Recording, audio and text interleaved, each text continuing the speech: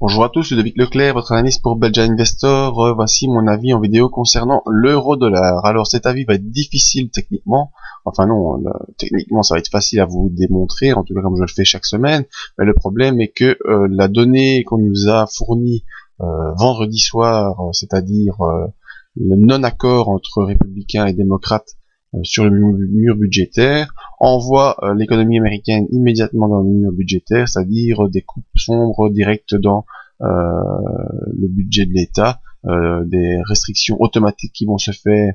Je ne sais pas si ça va se faire automatiquement dès samedi, dimanche, ou en tout cas ça sera mis en place pour lundi.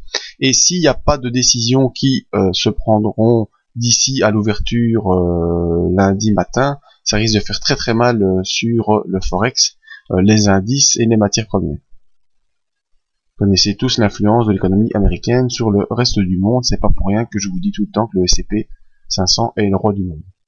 Alors si le roi du monde se casse la gueule, je pense que tout le monde va trembler. Ah, en tout cas, pour le Forex, ici, l'euro-dollar, on est passé, malheureusement, cette semaine, on est passé sous la M100.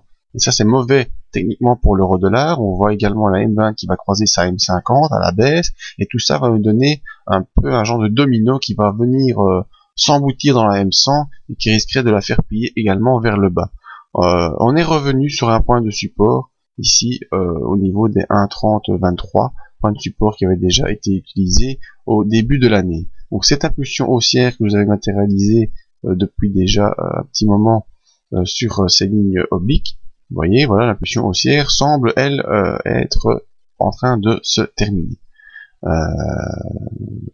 Revenons plus précisément.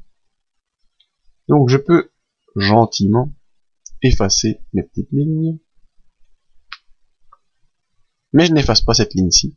Pourquoi? Parce que en général, on a droit à un pullback, mais on verra bien. Tentons de se tracer un nouveau canal, toujours utile pour se diriger, voilà. Donc je prends les points hauts, voilà, les points hauts, et ensuite je tire une parallèle. Voilà, notre canal baissier, il est là, il est présent. On voit qu'il a été touché à plusieurs reprises, ici, ici, ici, ici, ici, ici, ici, ici et ici. Donc il me semble assez pertinent. Un point bas, on a ici les 3 points bas de cette fin de semaine. On est toujours dans les bandes de Bollinger, donc pas vraiment de forte accélération baissière, hein, mis à part ici les 2 séances qui en sortent, mais pas vraiment de forte accélération baissière, plutôt une accélération baissière continue et constante, qui pour l'instant s'assied sur un niveau de support de 1,3023, le support le plus important étant ici vers 1,2881. Voyons nos indicateurs. Eh bien, cette impulsion baissière forcément s'accompagne d'un MACD baissier sous son signal et qui s'enfonce et qui s'enfonce et qui s'enfonce et qui ne semble pas devoir s'arrêter de s'enfoncer. Le stochastique, lui, malgré le redressement que vous pouvez voir à l'écran, reste toujours sous les 20 et ici on est toujours en pleine impulsion baissière également, même si on a un croisement haussier avec un indicateur qui se redresse.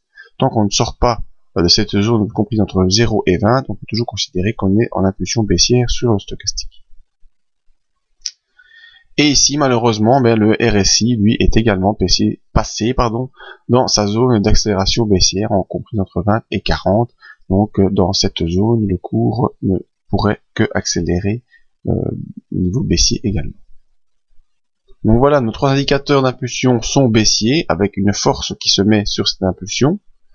Le cours également est baissier, car on est sorti des ranges obliques haussiers, comme vous l'avez vu. On est passé sous les moyennes mobiles, autre signal baissier, et on est au contact de la bande de Bollinger inférieure, et on glisse doucement sur cette bande de Bollinger inférieure.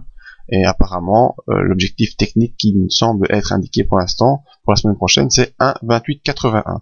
Maintenant, attention, j'essaierai d'être présent aux écrans dimanche soir à l'ouverture des bourses asiatiques, mais je sens que ça va secouer fortement si on n'a pas une contre-décision qui se fait et un accord qui se fait ce week-end entre républicains et démocrates.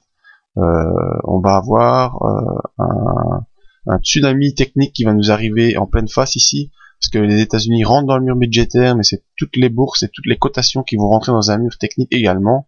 Donc si vous avez des positions, je vous conseille fortement à mettre des stops très rapprochés. Si vous voulez pas vous faire sortir, en tout cas vous faire retrouver avec des positions très désagréables, moi je vais rapprocher également tous mes stops et surveiller immédiatement quand ça va s'ouvrir, parce que si vous mettez un stop, comme vous le savez, à un certain niveau et qu'il y a un gros gap baissier, il y a des stop limites également à penser. N'oubliez pas à bien réfléchir à tout ça. Vous avez le week-end pour vous préparer, et quand ça va s'ouvrir lundi, vous avez 2 jours pour mettre en place vos stratégies.